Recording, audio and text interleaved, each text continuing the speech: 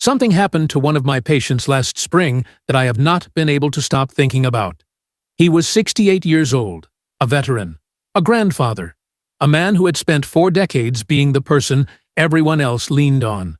And he sat across from me in my office and told me, with his jaw tight and his eyes looking at the floor, that he had stopped going to his granddaughter's school play. Not because he was sick, not because he was in pain, but because he was terrified. Terrified of sitting in that auditorium for 90 minutes without knowing where the nearest bathroom was. That moment broke my heart.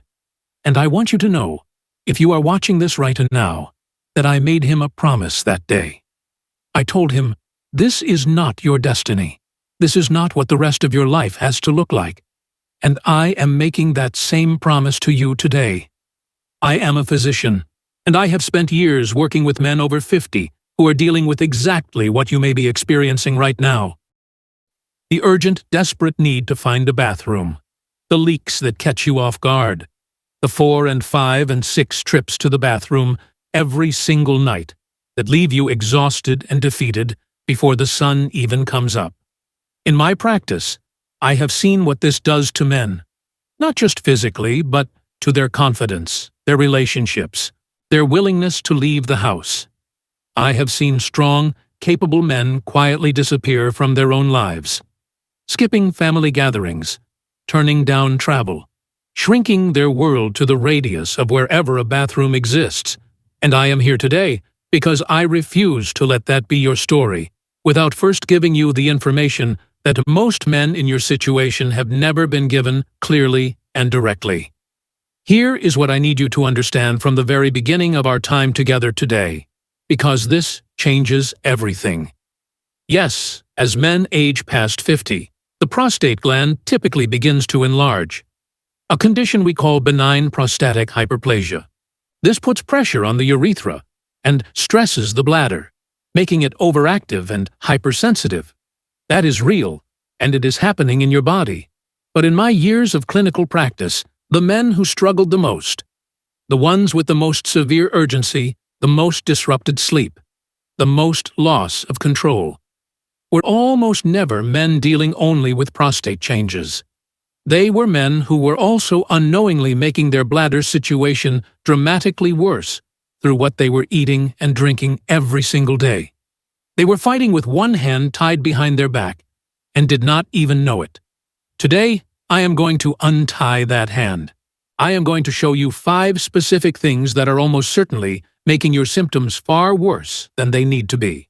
And I am going to give you the exact clinical guidance I give my own patients, step by step, so that you can begin reclaiming your nights, your confidence, and your freedom, starting as soon as tomorrow. The first thing I need to talk to you about is the one that creates the most resistance in my office, because it involves something deeply personal to a lot of men. Coffee. Caffeine. That morning ritual that has been part of who you are for 30, 40, maybe 50 years. I want you to know that I understand what I am asking when I bring this up.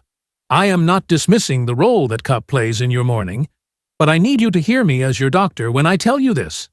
If you are dealing with urgency and nighttime frequency, caffeine may be the single most aggressive thing you are doing to your bladder right now, and you deserve to know exactly why. Caffeine works against you in 2 separate and powerful ways. First, it is a diuretic.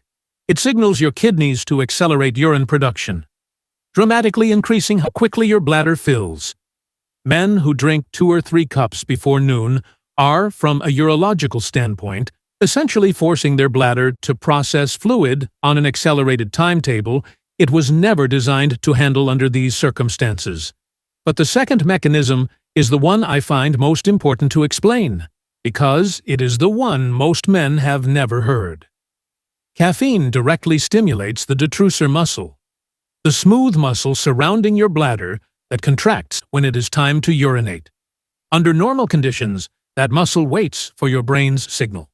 Caffeine bypasses that neurological communication entirely. It speaks directly to the muscle and tells it to contract now with urgency, even when your bladder is only partially full. That is the source of that sudden, panicked urgency, that feeling that you have seconds, not minutes. That is not aging, that is chemistry. And chemistry can be changed. I remember sitting with a patient I will call Robert, 64 years old, a retired contractor from Texas, one of the most self-sufficient men I have ever met. Robert came to me after 3 years of worsening symptoms, and his first words were, "Doc, I am not going to stop drinking coffee." I told him I respected that completely, and that I was not going to ask him to do anything without explaining precisely why. When I walked Robert through exactly what his 3 morning espressos and his afternoon sweet tea were doing to his bladder on a muscular and hormonal level, something shifted in him. He told me later that the information itself changed things, that no one had ever taken the time to explain the mechanism. Robert eliminated caffeine for 14 days as an experiment. He called my office on day 10. He said he had slept through the night 4 nights in a row for the first time in 2 years. 4 nights in a row. He was not celebrating because I had been right. He was celebrating because he had gotten something back that he thought was gone forever. Here is my clinical guidance for this first change. I recommend a full 14-day caffeine elimination as a diagnostic trial. Not as a punishment, but as information. So you can see with your own body how significant this factor is for you specifically. Transition to a high-quality water-processed decaffeinated coffee so the ritual of your morning remains intact. Chamomile tea, peppermint tea, and ginger tea are all genuinely calming to the bladder lining and make excellent alternatives throughout the day. If after the 14-day trial you choose to reintroduce caffeine, limit it to 1/2 cup before noon and never, under any circumstances, consume caffeine after midday. What you drink in the afternoon and evening is what will determine the quality of your sleep tonight. That is a clinical fact I want you to carry with you. And speaking of what you drink, the second irritant I need to address is one that surprises almost every patient I raise it with. Carbonated beverages, sparkling water, soda, diet drinks, fizzy energy drinks. I do not care what the label says, whether it is sugar-free, or natural, or zero-calorie. The carbonation itself is working against you, and I want to explain exactly how, so that this is not just a rule you are following blindly, but a mechanism you genuinely understand. When you consume a carbonated drink, the pressurized carbon dioxide gas that creates those bubbles enters your digestive system and produces internal bloating and abdominal pressure. Your bladder does not sit in isolation inside your body. It sits within your abdominal cavity, surrounded by your organs. When that cavity fills with gas and pressure builds, it presses directly against the outer wall of your bladder. Think of your bladder as a soft balloon. If something is constantly squeezing it from the outside, it will respond as though it is full. Even if it is not, it will contract. It will send urgent signals. And if your urethral sphincter is already working under stress from prostate enlargement, that external pressure can be enough to cause a leak with no warning at all. Beyond this mechanical pressure problem, many carbonated drinks, particularly colas, citrus sodas, and flavored sparkling waters, also contain acidic compounds that directly irritate the interior lining of the bladder.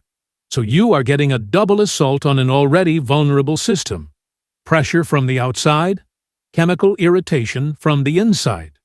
In my clinical experience, men who eliminate carbonated beverages frequently see improvement within the first week, sometimes within the first few days. I had a patient, a 61-year-old retired firefighter I will call Dennis, who was disciplined in almost every health behavior except this one. Dennis drank nearly a liter of sparkling mineral water daily because he believed it was a health-conscious alternative to soda. When I explained what the carbonation was physically doing to his bladder wall, he looked genuinely stunned. He switched to flat water with sliced cucumber and lemon for 30 days. He came back to my office and told me that within 10 days his urgency had decreased so significantly that he had gone back to playing 9 holes of golf, something he had given up 18 months earlier because the course had too few restrooms. That is what these changes look like in a real person's life. That is why I am taking the time to explain them to you now. The third irritant is one that particularly affects men who take great care of their health, and for that reason, It tends to generate the most disbelief when I raise it in the office. Highly acidic foods, specifically citrus fruits and tomatoes, can be significant drivers of bladder irritation and urgency in men with sensitive or overactive bladders. I want to be careful here, because I am absolutely not telling you that fruit is bad for you. Citrus fruits and tomatoes are genuinely beneficial for cardiovascular health, immune function, and numerous other body systems. What I am telling you is that a bladder already under stress from prostate enlargement has specific vulnerabilities that other organ systems do not share. When you consume large amounts of acidic foods, concentrated orange juice, grapefruit, lemon, tomato paste, heavily seasoned tomato sauces, those acids pass through your kidneys and end up concentrated in your urine. Urine that is overly acidic acts as a mild chemical irritant against the urothelium, the delicate inner lining of your bladder. When that lining becomes chronically irritated and inflamed, the bladder becomes hypersensitive, firing urgency signals far more frequently and intensely than the actual fullness of the bladder warrants. An inflamed bladder is an overactive bladder, and an overactive bladder does not respond to logic or willpower. It responds to chemistry. I think of a patient of mine, a 73-year-old retired teacher I will call Edward, who came to me convinced his diet was the one area of his health that was beyond reproach. Edward grew his own tomatoes, squeezed fresh orange juice every single morning, and ate citrus fruit daily. He had done so for decades. He genuinely could not understand why, despite his careful lifestyle, he was waking 6 times every night. When I suggested that his beautifully grown, organically produced tomatoes and fresh squeezed juice might be a significant contributor to his suffering, he was genuinely offended. I understood that completely. I told him what I will tell you now. I am not asking you to abandon your values around food. I am asking you to run a 2-week experiment with me as your doctor. Replace the orange juice with watermelon juice or ripe pear. Replace the tomato in your sauces with roasted red pepper and zucchini. Keep everything else the same. Edward came back to my office 2 weeks later and told me his 6 nightly trips had become 2. He said he felt, for the first time in years, like his body was on his side. He still grows his tomatoes. He just no longer eats them every day, and he understands exactly why. My clinical guidance for this third change: for a 2-week trial period, eliminate or dramatically reduce concentrated citrus juices and tomato-based sauces and condiments. Replace them with low-acid fruits. Watermelon, cantaloupe, ripe banana, blueberries, and pear are all gentle on the bladder lining. For savory cooking, roasted red peppers, zucchini, and butternut squash can replace tomatoes in most dishes and create rich, satisfying flavors your bladder can tolerate. Monitor your nighttime frequency carefully during this period. In my experience, men with significant citrus and tomato consumption often see meaningful reduction in nightly trips within the first 10 days. Now, I need to address the 4th irritant, and I want to do so with the directness and respect you deserve, because this one touches something deeper than just diet. It touches identity and social belonging. And I do not take that lightly. The 4th thing that is almost certainly making your bladder symptoms significantly worse is alcohol. And within that category, beer deserves particular attention, because it is arguably the most problematic single beverage a man in your situation can consume regularly. Let me explain exactly why physiologically, so that you are making an informed choice rather than simply following a rule. Alcohol suppresses a hormone called antidiuretic hormone, a DH, which is responsible for signaling your kidneys to conserve water and slow urine production. When ADH is suppressed by alcohol, your kidneys shift into overdrive, producing urine at a dramatically accelerated rate. Even 1 or 2 drinks can trigger a diuretic response that fills your bladder far faster than normal. For a bladder already stressed by prostate changes, this acceleration is significant. But the second mechanism is where alcohol does its most damaging work. It is a central nervous system depressant, and as it sedates the brain, It interferes with the neurological communication that keeps your bladder in check. It disrupts the signals that tell you how full you are and how much control you have. And critically, alcohol relaxes smooth muscle tissue throughout the body, including the urethral sphincter. That is the specific muscle that keeps urine in place until you consciously release it. A sphincter relaxed by alcohol combined with a rapidly filling bladder is a combination that makes urgency and leaks not merely possible but likely. Beer compounds every one of these problems by adding carbonation and high fluid volume, often 36 ounces or more in a typical social evening. Cold, carbonated, high volume, and alcohol-containing. It is, from a urological standpoint, the most challenging combination possible for a man in your situation. I have had some of the most honest conversations of my career with patients over this particular topic. Men who told me that the Friday evening beer with their oldest friends was the last thing they felt like themselves.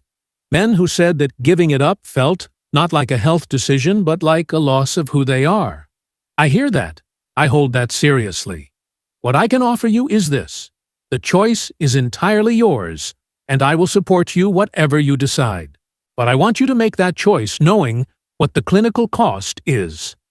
My recommendation for men dealing with significant urgency and nighttime frequency: eliminate alcohol completely for 30 days as a trial. Most men are genuinely astonished by what happens to their sleep within the first week. If you choose to drink socially after that trial, do so earlier in the evening. Never after 6 p.m. if nighttime control is your priority. Choose lower volume options over beer. Always eat a solid meal before drinking, and alternate each drink with a full glass of still water.